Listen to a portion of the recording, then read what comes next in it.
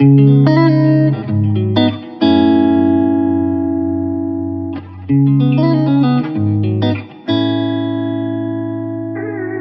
d'usage pour moins de produits à travers la location, c'est une manière d'être plus vertueux. BNP Paribas Personal Finance vous invite à découvrir On the Way, le podcast qui explore les chemins de la consommation responsable. Entrepreneurs, acteurs du monde de l'entreprise ou chercheurs, On the Way donne la parole à ceux qui agissent jour après jour pour construire une consommation plus durable. Bienvenue et bonne écoute. Bonjour, donc je m'appelle Yann Carré, j'ai 54 ans, je suis marié, j'ai 3 magnifiques grandes filles maintenant et je travaille chez Decathlon comme leader de la location pour l'ensemble du groupe Decathlon.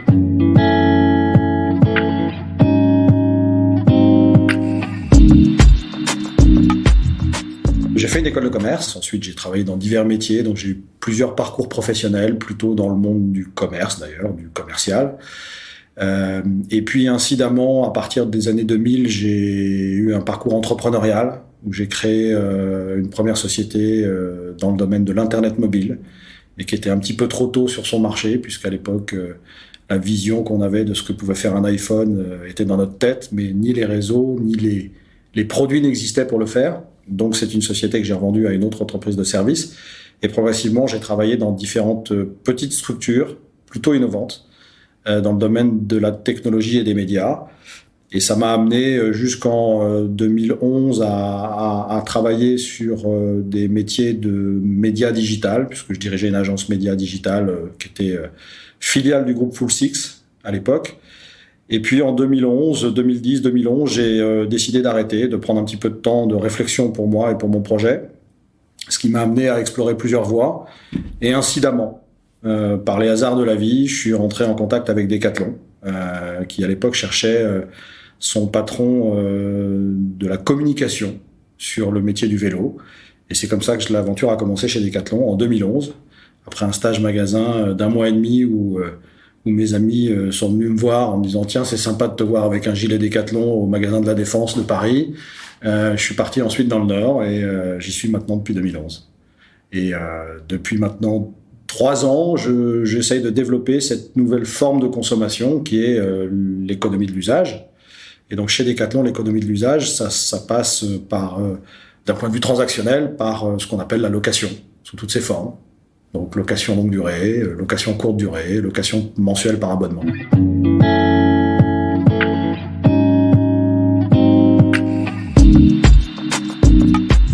Après avoir été 10 ans entrepreneur, c'est vrai que je me voyais pas reprendre une vie salariée classique.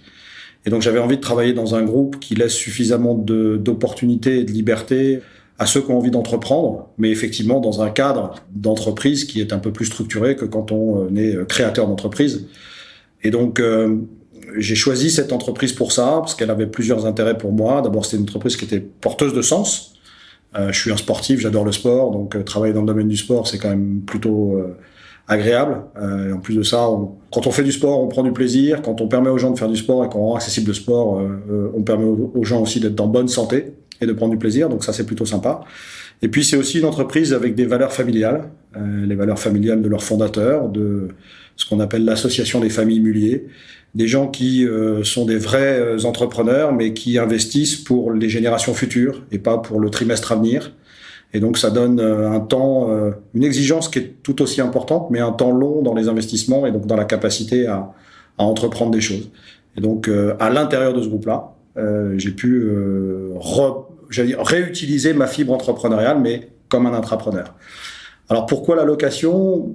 Après avoir travaillé sur la communication de Decathlon, on fait notamment des vélos, j'ai été amené à travailler des projets d'innovation à une époque où Decathlon était en train de se transformer et de devenir une entreprise omnicanale et pas simplement une entreprise retailer classique. Et donc ça m'a amené à travailler sur des projets autour des vélos notamment et autour de l'usage des vélos. Et de fil en aiguille, d'explorer la location des vélos et la capacité d'offrir à nos clients non pas simplement le choix d'acheter un produit, mais de l'utiliser. Et j'ai découvert, encore une fois, par opportunité, par incidence, tous les aspects positifs que ça pouvait avoir. Et donc, pour moi, c'est très porteur de sens, puisque derrière l'usage, il y a la notion de rendre accessible encore plus facilement que par la propriété, dont on sait qu'elle a un coût et que ça nécessite de mobiliser une bonne partie de son argent, notamment quand on achète un matériel de fitness, un trampoline pour ses enfants, un vélo, ça peut vite chiffrer. Et puis, à travers l'usage, on a aussi la capacité d'offrir des services qui sont pertinents dans l'usage. Quand vous faites du vélo, c'est bien, mais si en plus vous réparez, vous maintenez, on s'occupe d'assurer le vélo contre la casse, le vol, et on fait de l'assistance si vous avez un problème, ça crée du sens par rapport à l'usage. Et donc, je me suis investi là-dedans, et notamment aussi, la dernière raison, mais peut-être la raison principale, parce que on cherche aujourd'hui à Decathlon à être un peu moins impactant sur la planète. On sait que, comme toute entreprise, on a un impact qui se traduit par de la tonne équivalent CO2, mais on a un impact sur l'eau, on a un impact sur l'air, on a un impact sur les déchets. On prélève des ressources en amont, on crée des déchets en aval. Et aujourd'hui, l'entreprise, elle est tournée vers cette transition d'être plus vertueux et plus d'usage pour moins de produits à travers la location. C'est une manière d'être plus vertueux sans abandonner l'ambition de continuer à faire du commerce et de créer de la valeur. Donc on essaye d'équilibrer moindre destruction de valeur environnementale et continuer la création de valeur économique pour l'ensemble des parties prenantes. Je pense que quand on passe un certain âge, on appelle ça la crise de milieu de vie, donc j'ai dû la passer aussi, enfin je l'ai passée, j'ai pas dû la passer, je l'ai passée aussi. On s'interroge sur un certain nombre de choses, et notamment sur la raison pour laquelle on se lève tous les jours. Et c'est vrai que j'ai eu envie de me lever tous les jours et de travailler sur des projets qui étaient porteurs de sens parce qu'ils créent de l'accessibilité à quelque chose auquel je crois, qui est le sport, et qui en même temps ne nous amenait pas forcément, comme l'ancien modèle linéaire d'un retailer ou d'un distributeur classique, à produire de plus en plus de produits et donc de plus en plus de ponction en amont des ressources de la terre et de plus en plus de déchets en aval. Et donc c'est vraiment ces deux dimensions-là où j'ai trouvé qu'on pouvait essayer de trouver la quadrature du cercle quelque part, d'être plus vertueux et en même temps de pas rentrer dans une logique qui est pour être vertueux, je suis obligé de faire de la décroissance. Et donc vraiment, ce projet, il est au carrefour de cette volonté-là. Et il me reste peut-être en tant que salarié, si Dieu me prête vie, une dizaine d'années à vivre, etc. Et on est au début d'une aventure et je pense qu'on peut les vivre pendant une dizaine d'années. Et bien entendu, c'est un projet qui me dépasse et qui continuera. Et donc, oui, d'un point de vue personnel, ça apporte beaucoup de sens. Et donc, ça donne beaucoup de puissance et de légitimité, de motivation pour aller surmonter les obstacles parce qu'ils sont nombreux quand on fait de la transformation en entreprise. Mais c'est vrai qu'aujourd'hui, dans tous les débats dans lesquels on a si vous voulez être vertueux, il faut faire de la décroissance, et certains sont les chantres de la vertu environnementale ne passera que par la décroissance. D'autres disent que non, on arrivera à trouver la martingale. On est peut-être dans une entreprise, quand je dis entreprise, pas l'entreprise Decathlon, mais en tout cas dans cette démarche-là, dans une entreprise du milieu, où on essaye en tout cas de trouver un bon équilibre. Nous, on fait partie de ceux qui poussent dans le bon sens, on va dire, et on nous demande, et moi en tout cas je me le demande tous les jours, c'est quoi la réalité ? Si c'est pour à la fin se dire qu'en fait, non, il n'y a pas trop de vertu environnementale, il faudra peut-être se poser des questions et peut-être se dire qu'il faut faire autrement.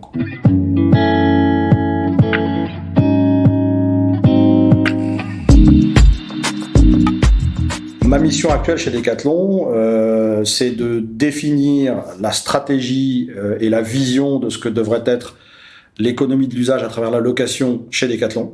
Donc quoi ? Et pour faire quoi ?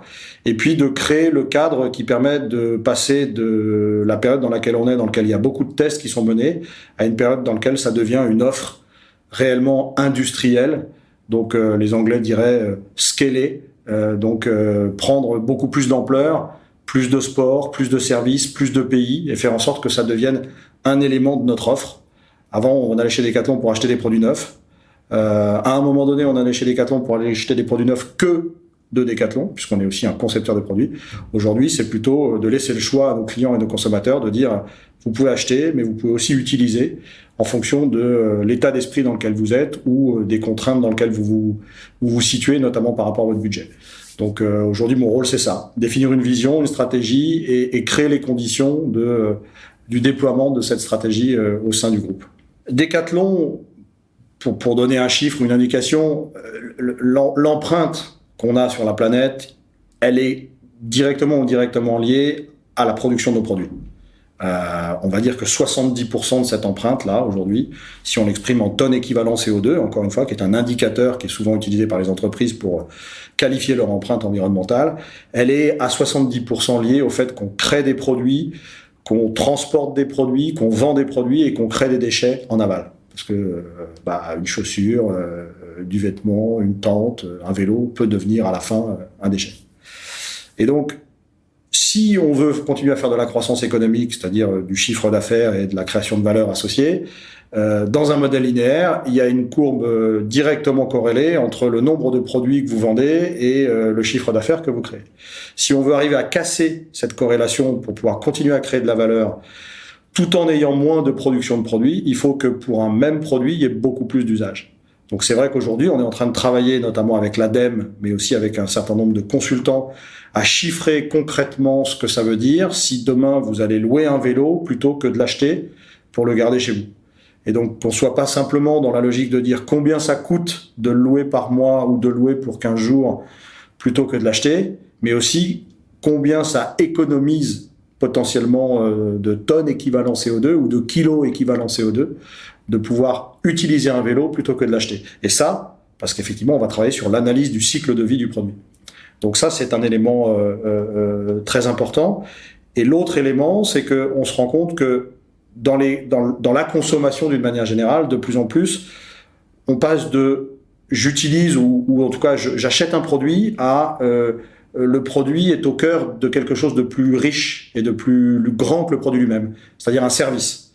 Encore une fois, j'achète un vélo, mais j'achète pas un vélo pour posséder un vélo, même si on a le plaisir de posséder un bel objet.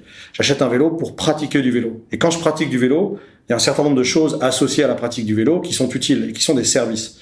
Donc on passe de sport à sport as a use ou sport as a service dans une logique de dire, après tout, ce qui m'intéresse, c'est l'usage. Parce que j'achète un produit pour pouvoir l'utiliser, pas simplement pour le regarder et m'extasier devant son esthétique. Et donc c'est vraiment deux notions importantes. Moins impactant, parce que dans un modèle circulaire, plus d'usage pour moins de produits, et également une notion de sport comme un service plus global, dans lequel on va, autour du produit, proposer un certain nombre de services qui sont soit inclus, soit optionnels, et que le client peut activer, désactiver en fonction de son besoin et de sa pratique.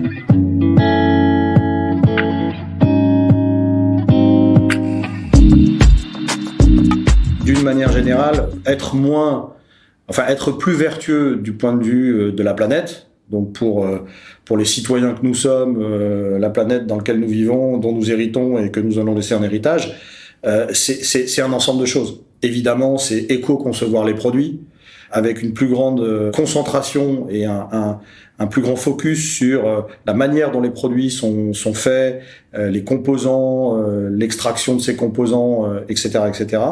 C'est mieux transporter ces produits ou les produire plus proches de l'endroit où ils sont utilisés pour éviter l'empreinte carbone associée au transport de produits massivement produits en Asie pour pouvoir ensuite venir dans des lieux de pratique en Europe ou ailleurs. Et c'est un certain nombre d'autres dynamiques. C'est aussi moindre consommation énergétique de nos magasins, etc., etc. Donc c'est un ensemble de choses, c'est très systémique. Donc nous, aujourd'hui, on est impliqué dans une dynamique plus globale, mais si on zoome un peu plus sur l'économie circulaire, parce qu'on est au cœur d'un des éléments qui va permettre à Decathlon d'être plus vertueux, d'atteindre ses objectifs de transition vers moins d'émissions carbone, l'économie circulaire, c'est quoi aujourd'hui chez Decathlon ? C'est je répare des produits, et ça fait longtemps que ça existe, puisqu'on a des ateliers dans nos magasins et dans nos entrepôts. Je propose une seconde vie aux produits. Ça fait longtemps que ça existe aussi, parce qu'en 1986, on a proposé et inventé le trocathlon. Vous ramenez votre produit, vous définissez à combien vous voulez le vendre, et quelqu'un vient, un peu comme un troc, pour ensuite l'acheter, et donc vous êtes payé avec un bon d'achat. C'est vrai qu'on avait une volonté de garder le client un peu captif pour qu'il aille dépenser son argent ensuite dans notre magasin, mais on était déjà dans cette logique-là. Et puis maintenant, on a la location qui est l'usage. Ces trois éléments se conçoivent ensemble, à la fois en parallèle, mais aussi de manière complètement imbriquée. On peut réparer des produits sans faire de location. On peut vendre des produits de seconde vie ou d'occasion sans faire de location. La location, on ne peut pas la faire dans un modèle responsable si on n'a pas la capacité de prolonger la vie des produits, de les réparer, de les faire durer, et si on n'a pas la capacité de leur offrir une seconde vie qui est légitime et qui est souvent demandée par les clients en disant moi ça m'intéresse parce qu'il est moins cher, parce que je le connais, etc. C'est celui qui me va. Et donc ça se conçoit ensemble. Donc en zoomant un petit peu plus sur ce qu'est l'économie circulaire chez Decathlon, effectivement on a aujourd'hui réparation, seconde vie et location. Et il y a un quatrième pilier de l'économie circulaire qui est effectivement la fin de vie d'un produit, non pas la seconde vie ou la xème vie, mais la fin de vie d'un produit. Et c'est vrai que l'enjeu de la fin de vie d'un produit, c'est de savoir de quoi un produit est fait pour pouvoir le recycler et le revaloriser. Or, quand vous êtes concepteur vous-même de vos propres produits, vous pouvez savoir exactement quels sont les composants que vous avez utilisés et donc vous pouvez organiser les filières de valorisation de manière beaucoup plus sereine que si vous prenez des produits que vous ne connaissez pas, dont vous ne connaissez pas la composition initiale. Donc on est vraiment bien placé pour mettre en œuvre cette mécanique de l'économie circulaire. Et je pense, en tout cas moi, à titre personnel, et je sais je ne suis pas le seul, mais je pense qu'on porte une responsabilité de le faire, compte tenu de notre taille, compte tenu de notre impact, compte tenu de la force de notre marque, de le faire et de le faire le plus vite possible pour, encore une fois, atteindre nos objectifs, plus de sport, plus accessible, avec le moins d'impact possible sur la planète.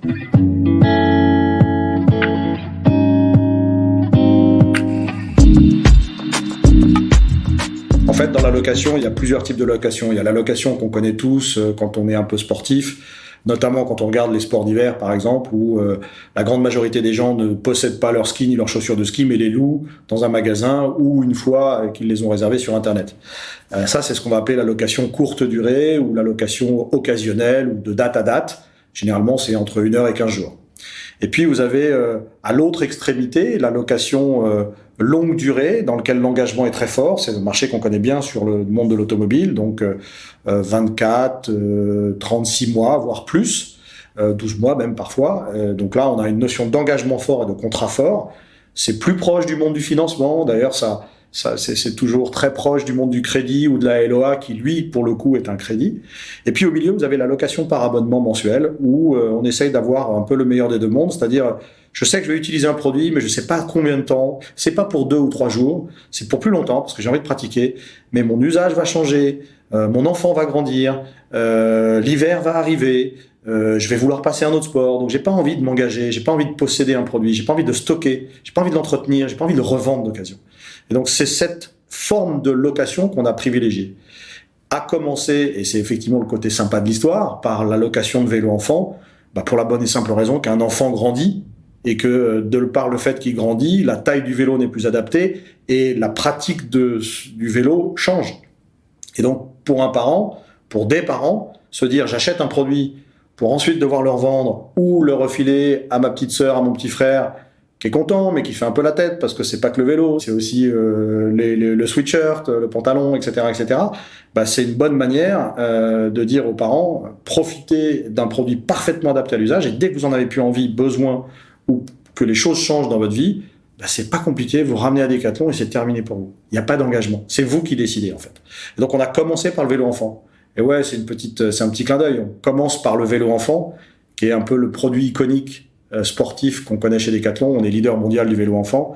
Commencer par le vélo enfant pour ensuite offrir de l'économie de l'usage sur des produits sportifs, c'est plutôt sympa, quoi.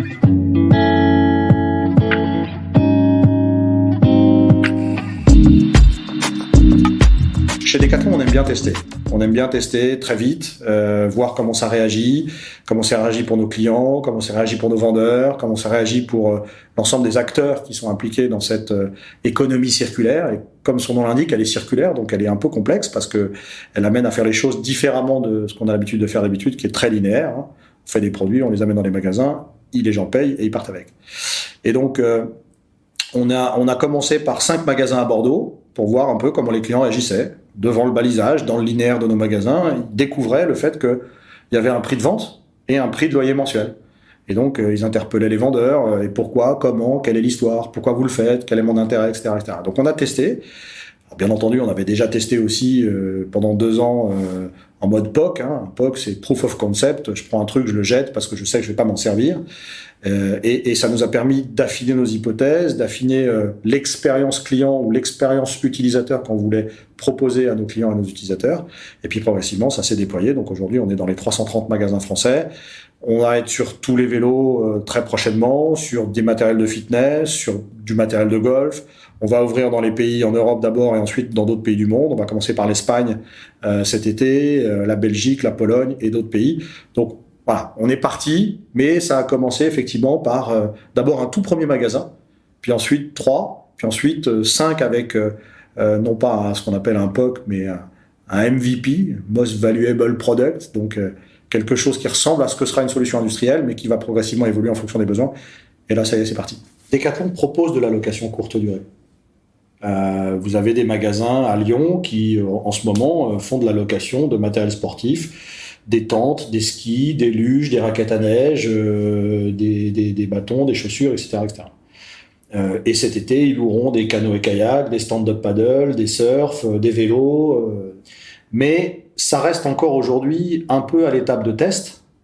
Et surtout, on sait que en fait, la location, elle est souvent liée, pour le sport, je parle bien pour le sport, elle est souvent liée à une pratique sportive à un moment donné, intense, un pic, souvent les vacances, vacances d'hiver, vacances d'été, dans un lieu donné. Et donc, quand on a, par exemple, comme en France, 330 magasins qui maillent tout le territoire, il y a certains magasins qui seront éligibles à louer des stand-up paddle au mois de juillet. Celui de la Teste, près de Bordeaux, vraisemblablement, il le fera facilement parce qu'il est au bord de l'eau et qu'il a une offre qui lui permet de le faire. Encore une fois, celui du Stade de France en Seine-Saint-Denis, il ne louera pas beaucoup de stand-up paddle au mois d'octobre. Donc la location courte durée, elle est quand même très liée à un endroit où le sport se pratique et à une saisonnalité. Et donc, est-ce que c'est un business durable, permanent, mondial, comme l'est aujourd'hui le fait de vendre des produits sportifs? La réponse est non. Donc on le teste et on essaie de lui donner sa place, son complément avec les autres formes de location, mais l'équation est un peu plus compliquée à trouver.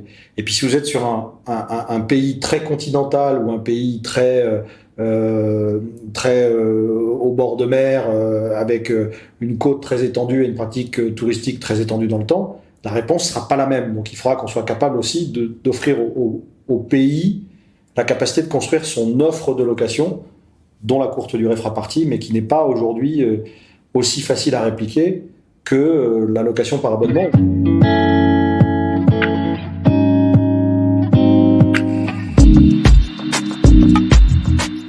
Si je prends cet exemple de la location mensuelle d'un vélo enfant avec un engagement minimum de 3 mois et après on fait ce qu'on veut, puisque en l'occurrence je m'engage pour 3 mois et j'ai des services qui sont inclus, services casse, etc. On le fait parce que ça rend service au client de ne pas avoir payé tout d'un coup un produit. Je ne vais pas revenir sur ce que j'ai déjà dit. On le fait parce que ça a un impact qu'on est en train de mesurer puisqu'il y aura plus d'usage pour moins de produits. Par contre, on sait très bien qu'à partir du moment où on communique sur ce que ça apporte réellement, il faut qu'on ait, pour reprendre une expression de mon âge, les reins solides. Parce que sinon, on va vous expliquer que vous n'avez pas pris en compte tous les éléments d'un scénario de référence pour pouvoir calculer l'impact réel de cette expérience par rapport à une expérience de référence, etc. etc. Donc c'est quelque chose qu'on prend au sérieux de manière responsable. On travaille, on est engagé dans un processus de chiffrage et de caractérisation de l'impact avec une entreprise qui s'appelle l'ADEME, donc qui va nous donner cette caution-là pour pouvoir ensuite le communiquer. Mais c'est vrai qu'aujourd'hui, ce qu'on constate, c'est que les gens, quand ils viennent dans nos linéaires ou quand ils regardent sur le web, la première chose qu'ils regardent, c'est quand même le prix. Et la première accessibilité, c'est le fait d'avoir un prix accessible. Si vous pouvez, plutôt que dépenser 200 €, payer pendant 3 mois et peut-être 4 ou 5 un loyer de 10 €, vraisemblablement, vous allez vous dire, je préfère faire ça plutôt que tout de suite dépenser 200 €, et puis si ça se trouve, je ne sais pas ce qui va se passer derrière. Donc, le vecteur aujourd'hui, ou le moteur aujourd'hui des raisons pour lesquelles les gens ils vont vers la location, c'est quand même d'abord et avant tout le prix. Quand on sera capable de communiquer réellement ce que ça a comme impact, et qu'on sera capable de le dire en étant assuré sur nos bases, parce qu'on l'aura fait avec des gens qui sont sérieux et qui donneront de la crédibilité à ces études, on le communiquera. Et j'allais dire que celui qui vient chercher du prix trouvera du prix, celui qui vient chercher de la vertu environnementale en trouvera, celui qui vient chercher les deux en trouvera aussi, mais on le fera qu'à partir du moment où on aura caractérisé ça. Donc on est dans cette transformation de la consommation qui est en train de s'opérer. Nous, on veut lui donner une visibilité, une tangibilité, mais on sait qu'on n'ira pas plus vite que la musique et que c'est une transformation sociétale d'abord et avant tout. Donc on veut y participer à notre juste niveau, avec ambition, dynamique, mais humilité. Et par contre, on sait aussi que les gens aujourd'hui, d'autant plus que les matières premières augmentent, d'autant plus que le pouvoir d'achat est une vraie question, ils sont très sensibles à ne payer que ce qu'ils ont besoin de payer pour pouvoir faire ce qu'ils veulent faire. Et ça y répond.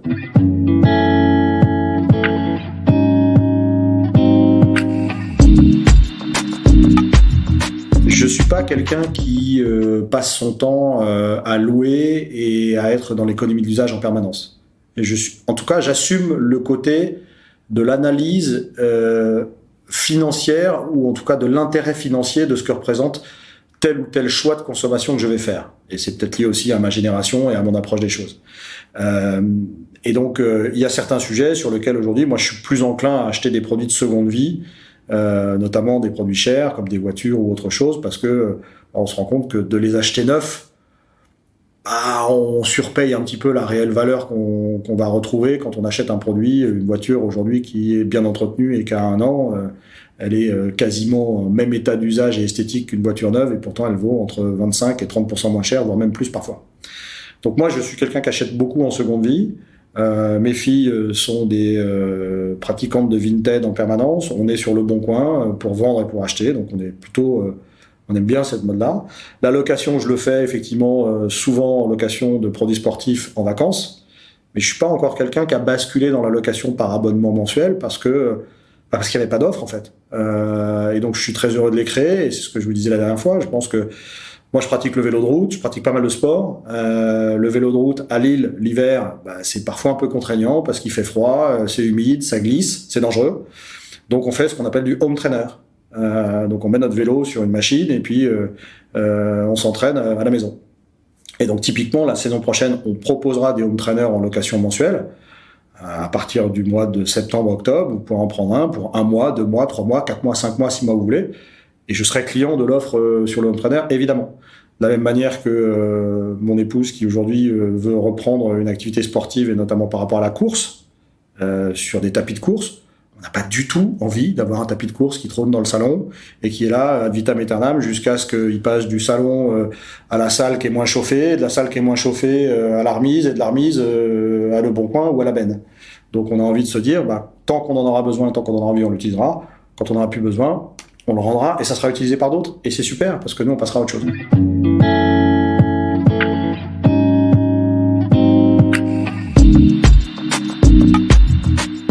Ce que j'ai juste envie de dire, c'est enthousiasmez-vous à faire du sport parce que c'est quand même vraiment quelque chose de génial. Et si en plus, nous, on peut donner un peu plus d'accessibilité au sport à travers, bien sûr, nos produits, nos services, mais aussi à travers ces nouvelles formes de consommation, allez-y, profitez. Et surtout, faites-nous les cadeaux de nous dire ce qui va pas bien et ce qui va bien.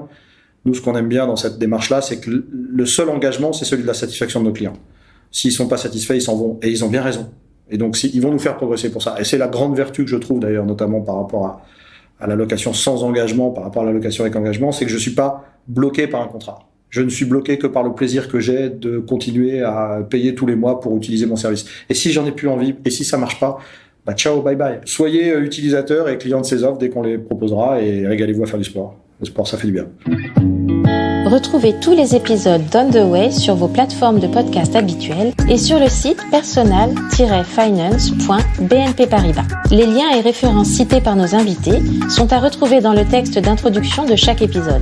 Et si vous souhaitez témoigner à notre micro, écrivez à nicolas.meunier@bnpparibas.com. À très bientôt.